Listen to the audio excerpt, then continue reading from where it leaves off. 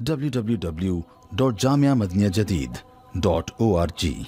WhatsApp group number +92 333 424 9302. الحمدللہ رب العالمین والصلاة والسلام علی خیر خلقہ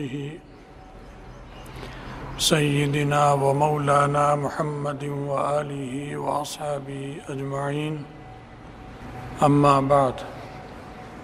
سویڈن میں جو قرآن پاک کی بے حرمتی ہوئی ہے، پچھلے جمعے بھی ہم نے اس پر کچھ بیان کیا تھا اور اس کی وجوہات بھی بیان کی تھیں، اور یہ بھی بتلایا تھا کہ باقاعدہ حکومت کی سرپرستی میں یہ کام ہوا۔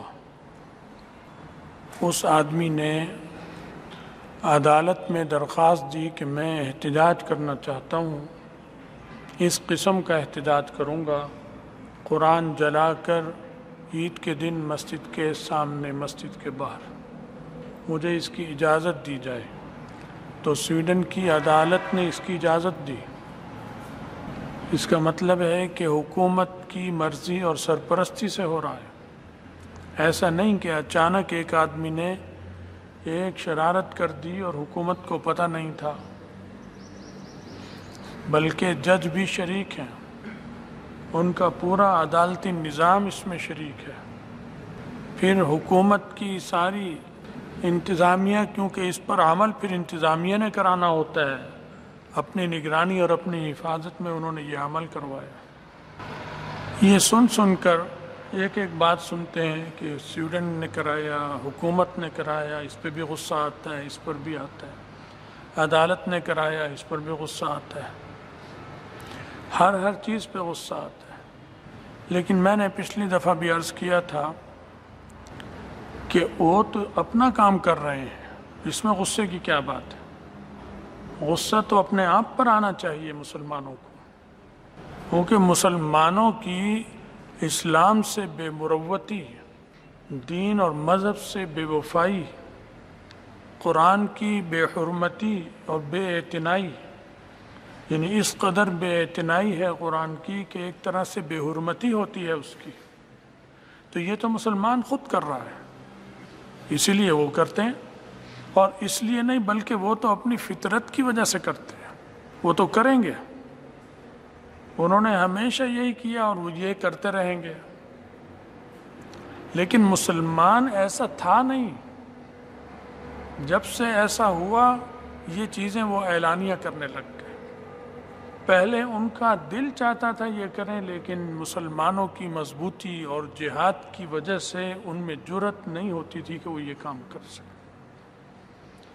اب مسلمان جو ہیں وہ اپنا اتحاد پارا کر بیٹھے ہیں، مختلف سلطنتوں میں تقسیم ہو چکے ہیں، ان سلطنتوں کے آپس میں مسلمان سلطنتوں کے اختلافات ہیں، ان پر ان کی لڑائیاں ہیں، ان کا ایکا نہیں ہے۔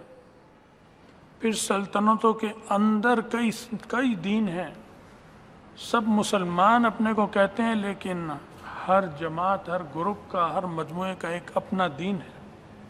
تو یہ سب چیزیں ایسی ہیں جس نے کفر کو اپنا جو خبث ہے، اپنے دل کے اندر جو باطن میں ان کے خبث ہے، اسلام کے خلاف نفرت ہے، اس کا اس انداز میں اظہار کرنے کی جرأت دی تھی۔ اس کے ذمہ دار میں آپ سب ہیں، کیونکہ سیاست تو ہے، پاکستان میں بھی سیاست ہے، بنگلہ دیش میں بھی سیاست ہے، عرب ملکوں میں بھی سیاست ہے، لیکن پھر سیاست کے بے شمار قبلے اور کعبے ہیں۔ پاکستان میں سیاست کا ایک قبلہ پیپلز پارٹی ہے، ایک قبلہ کعبہ مسلم لیگ ہے، ایک قبلہ اور کعبہ MQM ہے، بلوچستان کی قوم پرست جماعتیں ہیں۔ یہ تو موٹی موٹی جماعتوں کا نام لیا، ورنہ تو بے شمار جماعتیں ہیں جو ہم میں سے کوئی بھی گن کے نہیں بتا سکتا۔ سیاسی جماعتیں ہیں اور سیاسی قبلے اور کعبے ہیں، ہر ایک کے اپنے اپنے، ہر ایک کا اپنا کعبہ ہے۔ یہی حال بنگلہ دیش میں ہوگا، یہی حال مصر میں ہے، یہی لیبیا میں ہے، یہ تیونس اور مراکش میں ہے، یہی عرب ملکوں میں ہے۔ تو اتنا مسلمان ٹکڑوں میں تقسیم کبھی نہیں ہوا تاریخ میں جو اب ہے۔ ان کا سیاسی قبلہ ایک ہو جائے، وہ جب تک نہیں ہوگا جب تک جہاد کا کلمہ بلند نہیں کریں گے۔ اصل چیز جہاد ہے۔ ان شیاطین کو ان کی خباثتوں سے باز رکھنے کی واحد حل اعلاء کلمت اللہ ہے اور تلوار کو نیام سے نکالنا ہے، جو ہمارے مسلم حکومتیں کرنے کے لیے تیار نہیں ہیں۔ نہ عرب تیار، سعودی عرب تیار، نہ لیبیا اس قابل، نہ مراکش، نہ الجزائر، نہ تیونس، نہ سوڈان آپس میں لڑ رہے ہیں۔ سوڈان سے کتنے مہینے ہو گئے خانہ جنگی ہو رہی، مسلم ممالک میں یہ ہو رہا ہے۔ پاکستان میں خانہ جنگی ہے، سرد، اندر ہر گھر میں لڑائی، ہر گھر میں چار چار ذہن۔ شکر ہے کہ ہاتھ میں چھرا نہیں آیا ابھی، اس لیے اس کو ہم خانہ جنگی نہیں کہتے، لیکن کھینچا تانی چل رہی ہے ہر گھر میں، رشتہ داروں میں، برادریوں میں۔ تو اصل قصور ہمارا ہے، ہماری مسلمان حکومتوں کا ہے۔ اتنی بڑی بڑی فوجیں ہیں، جدید ہتھیاروں سے لیس بھی ہیں، لیکن جہاد نہیں ہے، جذبہ جہاد نہیں ہے۔ اس چیز نے یہ نوبت لائی آج کہ سر عام قرآن پاک کو نظر آتش کیا جاتا ہے اور مسلمان کچھ نہیں کرتے۔ بس جیسے میں ایک احتجاج کر رہا ہوں اور آپ بھی اس میں شریک ہو گئے، بس یہ ہے ہمارا احتجاج۔ آپ اور میں تلوار لے کر نکل جائیں باہر کہ ہم جہاد کریں گے، کچھ بھی نہیں ہوگا۔ الٹا یہیں کی پولیس آپ کو بھی ہمیں بھی اٹھا کے پکڑ کے تھانوں میں، اور مقدمہ چلے گا کون سے قانون کے تحت؟ انگریز کے قانون کے تحت۔ کیونکہ پاکستان میں قانون کس کا ہے؟ کتاب اللہ ہے؟ سنت رسول اللہ ہے؟ نہیں، انگریز کا قانون۔ کیونکہ آئین میں یہ جو پاکستان کا آئین بنا، اس میں یہ لکھا گیا کہ قانون جتنا بھی ہمارے ہاں قانون ہے، اسے کتاب اور سنت کی روشنی میں تبدیل کیا جائے گا۔ اس کا مطلب ہے کہ آئین بنانے والے پوری قوم کے جو نمائندے تھے، وہ یہ تسلیم کیے ہوئے ہیں کہ قانون اسلامی نہیں ہے، تبھی تو اس کو اسلام میں بدلنا ہے۔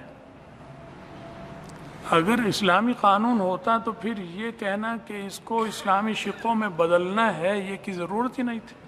تو گویا پوری قوم یہ بات تسلیم کیے ہوئے ہے، پوری قوم، پاکستان کی پوری قوم، جتنے کروڑ عوام بھی ہیں یہاں کے، ان کے نمائندوں نے آئین بنایا اور اس میں یہ کہا کہ کتاب اللہ اور سنت رسول اللہ کے مطابق آئین کو بدلا جائے گا اور غیر اسلامی شقوں کو ختم کیا جائے گا۔ کیا مطلب؟ کہ غیر اسلامی شقیں موجود ہیں تبھی تو ختم کرنا ہے، اگر ہے ہی نہیں تو ختم کیسے کرتے؟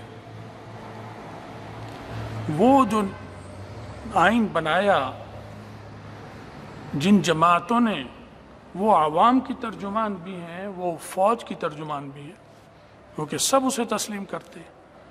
آئین کی وفاداری جیسے ہم سول اداروں پہ لازم ہے، ایسے ہی فوج کے اداروں پر بھی لازم ہے، ایسے ہی انٹیلیجنس کے اداروں پر بھی لازم ہے، ایسے ہی منصوبہ ساز جو بھی ہیں پاکستان میں بیٹھے ہوئے، آئین کے وفادار پہلے ہونا پڑے گا۔ اس کا مطلب ہے سب نے تسلیم کیا کہ غیر اسلام جو ہمارا قانون ہے وہ غیر اسلامی ہے، اسے اسلامی کرنا ہے، جس پر آج تک عمل نہیں ہوا، آج تک عمل نہیں ہوا۔ ایک تقریر کل میں نے سنی ہے، علی احمد کرد کوئی ان کا لیڈر ہے، وکیلوں کا بڑا جوشیلا، اس نے تقریر میں ایک جملہ کہا، بس وہ جملہ آپ کو سنانا چاہتا ہوں۔ اس نے تقریر میں وکیلوں کی حمایت اور ان کا اتحاد اور ایک اپنے خاص عزائم کا اظہار اور ایک پرجوش خطاب اور وہ اس حال میں پرجوش وکیل یہ سب چیزیں کی۔ اللہ کرے کہ میری باتیں وہ بھی سنیں، ان تک بھی پہنچ جائیں۔ میں بحیثیت مسلمان ہونے کے ان کے ساتھ بھی ہمدردی رکھتا ہوں، وہ بھی اپنے مسلمانوں میں ہی ہیں، لیکن انہیں توجہ دلانا چاہتا ہوں کہ غلط ہیں سب لوگ۔ انہوں نے ایک جملہ کہا کہ کالا کوٹ جو وکیل پہنتے ہیں، کالی ٹائی، یہ روشنی کا مینار ہیں العیاذ باللہ۔ کالا کوٹ سے کیا مراد ہے؟ اسلامی قانون بتائیے سارے۔ کالے کوٹ سے کتاب اللہ مراد ہے، فقہ حنفی مراد ہے، فقہ حنبلی، فقہ شافعی، فقہ مالکی، کوئی سی فقہ اس سے مراد لے سکتا ہے کوئی؟ نہیں۔ کالی ٹائی سے مراد کتاب اللہ ہے، سنت رسول اللہ ہے، اجماع جو اسلام کی ایک دلیلوں میں سے دلیل ہے وہ ہے، قیاس وہ بھی نہیں۔ کالا کوٹ اور کالی ٹائی سے مراد برطانیہ کا کفریہ نظام ہے، جس کو کہا جا رہا ہے کہ یہ روشنی کا مینار ہے العیاذ باللہ پاکستان میں۔ وہ ادارہ کہہ رہا ہے جو قانون کی بالادستی اور قانون کی عملداری کی بات کرتا ہے، جو یہ تسلیم کیے ہوئے ہے کہ قانون غیر اسلامی ہے ملک میں، آئین میں مان چکے ہیں، کفریہ نظام ہے، اس کفریہ نظام کو جو روشنی کا مینار کہے گا اس کا کیا بنے گا بتائیے؟ ایسا جملہ خطرناک انہوں نے کہا کہ جس کی خرابی اور خطرے کا خود انہیں بھی احساس نہیں ہوگا، شاید ہو جائے اس کے بعد۔ روشنی کا مینار کیسے ہو سکتا ہے مجھے بتائیے؟ جب یہ کالا کوٹ روشنی کا مینار ہے تو اور یہ کالی ٹائی روشنی کا مینار، تو اس کا مطلب ہے جو جج ہے وہ بھی کیا ہے؟ روشنی کا مینار۔ جو وکیل ہے وہ بھی روشنی کا مینار۔ اب بتائیے، ایک آدمی عدالت میں گیا کہ میرا آدمی فلاں آدمی قتل ہو گیا، وکیل کے پاس گیا، یہ واردات ہوئی، طریقہ بتایا، مقتول وکیل نے کہا 10 لاکھ فیس یہاں رکھ دو، پہلی قسط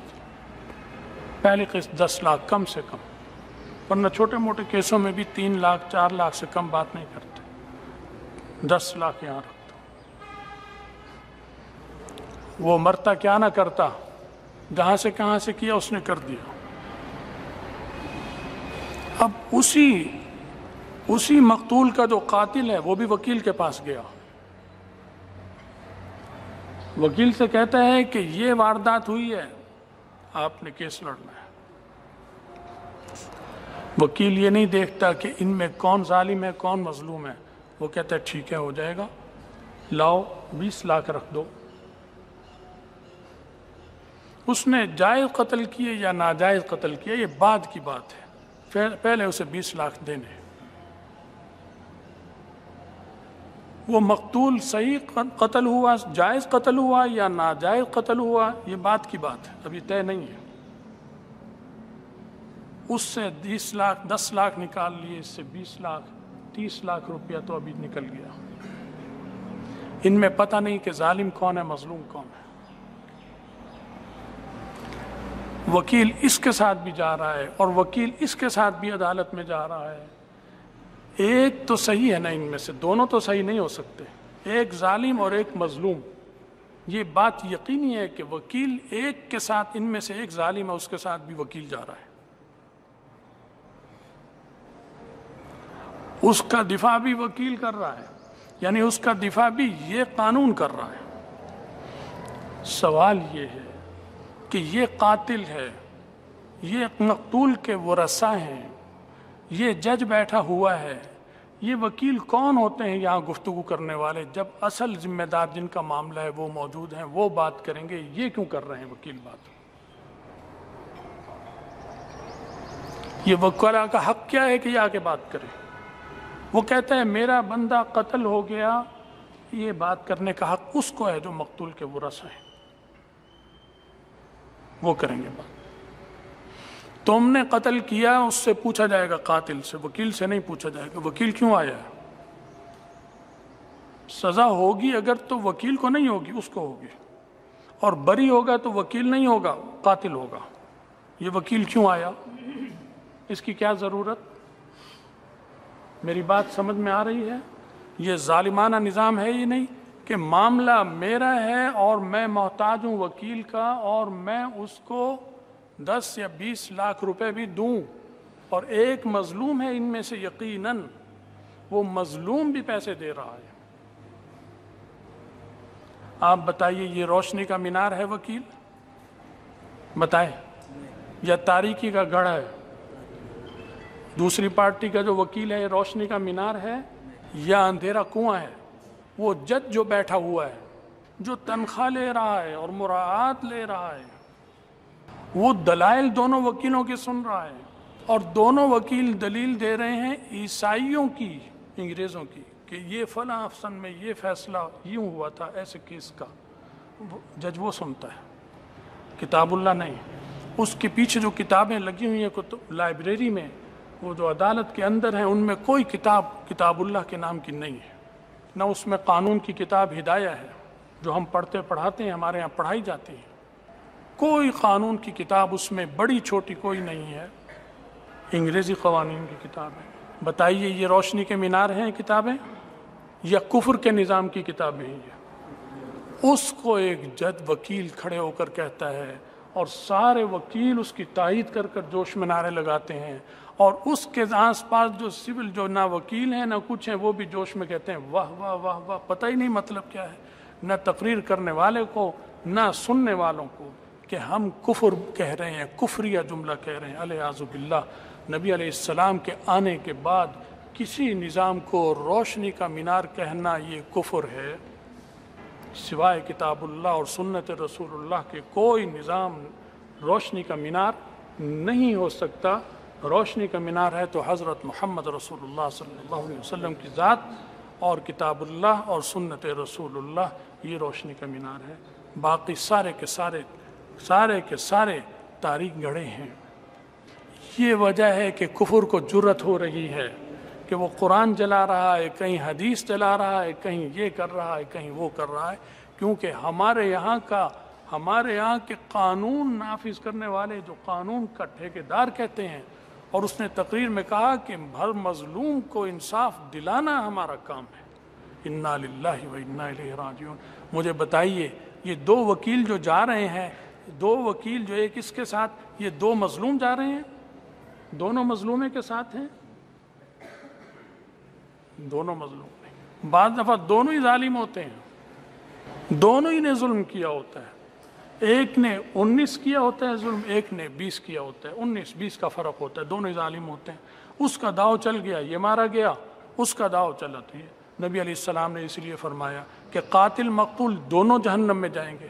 ایسی لڑائی بھی ہوگی مسلمانوں میں. انہوں نے کہا حضرت یہ تو قاتل ہے، اس کا جہنم میں جانا تو سمجھ میں آتا ہے، مقتول جہنم میں کیوں جائے گا؟ آپ نے فرمایا اس لیے کہ تلوار اس نے بھی، یہ بھی قتل کے درپے تھا اس کے، وہ اس کا داؤ چل گیا اس لیے یہ مارا گیا. اگر اس کا چلتا تو یہ اسے مارتا. دونوں جہنم میں جائیں گے. تو دونوں اگر ظالم ہیں تو دو ظالموں کے ساتھ دو وکیل چل رہے ہیں، تو وکیل بھی ظالم ہوئے یا عادل ہوئے؟ تو روشنی کا مینار ہے یا تاریکی کا؟ یہ وجہ ہے آج قرآن کی بے حرمتی کی، آج دین کی بے حرمتی کی، کہ کفر کے نظام کو ہم نے آپ نے سینے سے گلے لگا رکھا ہے. یہ نظام ہمارے یہاں اتر، یہ نظام پڑھایا جا رہا ہے. پھر یہ جتنے وکیل جو بڑے ہو جاتے ہیں، یہ ڈگری لینے کے لیے کہاں جاتے ہیں؟ مکہ مکرمہ، مدینہ منورہ، یا جامعہ مدنیہ جدید میں آتے ہیں، یا دارالعلوم دیوبند میں جاتے ہیں. کہاں جاتے ہیں؟ انگلینڈ. اور اس گندی تعلیم کو کہتے ہیں کہ اعلیٰ تعلیم حاصل کرنے کے لیے. یہ پستی ذہن کی پستی، غلامی. ادنا تعلیم کو اعلیٰ تعلیم کہتے ہیں، گھٹیا تعلیم کو اعلیٰ تعلیم کہتے ہیں. جہالت کو تعلیم کہہ رہے ہیں. جہالت تو تعلیم ہو ہی نہیں سکتی. جہالت تو جہالت ہے. وہ تو جہالت پڑھنے پڑھانے جاتے ہیں، سیکھنے سکھانے جاتے ہیں. وہاں کا جتنا بڑا وکیل ہے اتنی ڈگریاں کہاں کی لاتا ہے؟ وہاں کی. تو جب وہاں کی ڈگریاں اور وکیل بڑا اور جج بھی وہی بڑا ہوتا ہے جس کے پاس وہاں کی ڈگریاں ہوں، نام بھی وہی ہیں جو انہوں نے رکھے ہوئے ہیں۔ انگریز نے جب پاکستان یہاں پر قبضہ تھا ہندوستان پہ، تو یہ جج تو انگریزی لفظ ہے، ورنہ قاضی ہے، قاضی لفظ ہے، قاضی القضات، چیف جسٹس کو قاضی القضات کہتے تھے، یہ لفظ ہے۔ اب بھی ہمارے پڑوس افغانستان میں قاضی ہیں، سعودی عرب میں قاضی کہتے ہیں، جج وج نہیں کہتے، یہ ہم غلام جو بنے ہوئے ہیں وہ جج کہتے ہیں، چیف جسٹس کہتے ہیں۔ یہ سب دیو انگریز کے نام، viceroy, governor, commissioner, deputy commissioner, S P, D S P, superintendent, یہ انگریز لایا یہ نظام، اس نے اپنے اور یہ سب انگریز ہوتے تھے۔ سپرنٹینڈنٹ بھی انگریز ہوتا تھا، ایس پی بھی انگریز ہوتا تھا، ڈی ایس پی بھی انگریز ہوتا تھا، سب کے سب انگریز ہوتے تھے، کمشنر، ڈپٹی کمشنر، وائس سرائے، گورنر، سب انگریز ہوتے تھے، وہی نام رکھے تھے انہوں نے۔ وہ دفع ہو گئے، ان کی اولادیں آ گئیں، آج وہی نام اسی طرح چل رہا ہے، پورا نظام اسی طرح چل رہا ہے۔ یہ وجہ ہے ہماری پستی اور ذلت کی۔ ابھی ایک واقعہ نہیں ہے، ابھی دسیوں ہو سکتے ہیں، اللہ تعالیٰ بچائے اس چیز سے۔ جب تک عالم اسلام متفق اور متحد نہیں ہوگا اور جہاد کا اعلان نہیں کرے گا، یہ کفر صحیح نہیں ہوگا۔ لاتوں کے بھوت باتوں سے نہیں مانتے، جنہوں نے نبی کی بات نہیں مانی وہ میری اور آپ کی بات کیسے مان سکتے؟ جن کے خلاف نبی کو تلوار ہی نکالنی پڑی، وہ میرے اور آپ کے بغیر تلوار نکالے کیسے درست ہوں گے؟ وہ تو ہیں ہی لاتوں کے بھوت، باتوں سے نہیں مان سکتے۔ تو ہر طرف تاریکی ہے اس وقت، بہت زیادہ ضرورت ہے کہ آنکھیں کھولیں، استغفار کریں۔ احمد علی کرد کو چاہیے، میرے مسلمان بھائی ہیں، میں ان کا بھلا چاہتا ہوں، وکیلوں کا بھی، کہ توبہ کریں، استغفار کریں، وکیل بننا چھوڑ دیں، یہ حلال کی کمائی نہیں ہے۔ حضرت والد صاحب رحمۃ اللہ علیہ، کوئی وکیل اگر ان کا دوست آتا تھا جاننے والا اور آ کے سمجھتا کوئی دین اب نمازی وکیل جو ہوتا ہے، نمازی، وہ بھی یہی کام کر رہا ہوتا ہے، جو رمضان کے روزے رکھتا ہے وہ بھی یہی کرتا ہے، دونوں کے ساتھ چلتا ہے۔ وہ نصیحت کرتے تھے وکیل کو، فرماتے تھے یا تو وکالت چھوڑ دو، مت کرو، سارے کمائی حرام کی ہے، اگر کرنی ہی ہے تو کیس لینے سے پہلے تحقیق کر لینا کہ کون ظالم ہے کون مظلوم ہے۔ مظلوم کا کیس لینا، ظالم کا کبھی مت لینا، ورنہ قیامت کے دن ظالم کے ساتھ تم بھی اٹھائے جاؤ گے، تم ظالم کے ساتھ ظالم کے مددگار اور معاون شمار ہوگے۔ اس لیے مظلوم کا کیس لینا، لیکن مظلوم کا کیس لے کر جو جیبیں بھر رہا ہے فیس، یہ بھی حرام ہے۔ اگر مظلوم کے ساتھ چل رہا ہے تو مجبوراً جو فیس لینی پڑے گی، کیونکہ اس نے پیشہ بنا لیا اس کو، تو پھر اتنی لے، یہ نہ کہے کہ جتنا زیادہ پھنسا ہوا ہے اتنی زیادہ فیس کر دوں، کیونکہ وہ مجبور ہوتا ہے، وہ پھر فیس 10 کے بجائے 20 لاکھ بھی دیتا ہے، 20 کے بجائے 30 لاکھ بھی دیتا ہے۔ پھر ڈرے، خدا سے ڈرے، کیونکہ اللہ کا پنجہ اتنا سخت ہے کہ وہ وکیل پر بھی پڑ جاتا ہے۔ آپ کئی کیسوں میں دیکھیں وکیل پھنسے ہوئے ہیں، کچہریوں میں پھر رہے ہیں، اور اسی قانون، اسی ظالم قانون کے ہاتھوں، جس کے انہوں نے سینے سے لگا رکھا ہے، جسے روشنی کا مینار کہتے ہیں، یہی روشنی کا مینار ان پر تازیانے اور ان پر جوتے مارتا ہے۔ جج بھی آ جاتے ہیں لپیٹ میں، اور آئے ہوئے ہیں اسی روشنی کے مینار نے، اسی جسے روشنی کا مینار کہتے ہیں، یہ تاریخ مینار ان کی گردن میں بھی توق ڈالتا ہے، اور ذلت اور رسوائی گلے پڑتی، اس کے علاوہ عزت نہیں ملتی۔ تو ہمارا اور آپ کا جو نجات ہے اور عزت ہے وہ کس چیز میں ہے؟ اسلامی قانون کے آنے میں، کہ پاکستان میں فوری طور پر اسلامی قانون آنا چاہیے۔ آپ اس سے متفق ہیں یا نہیں ہیں کہ پاکستان میں اسلام کا قانون آئے اور یہ کفر کا نظام پاکستان میں بیک وقت ختم کر دیا جائے؟ اس سے متفق ہیں بحیثیت مسلمان کے؟ یہ نہیں۔ اللہ تعالی حالات بہتر کرے اور مسلمانوں میں اتفاق و اتحاد عطا فرمائے۔ وآخر دعوانا ان الحمد للہ رب العالمین۔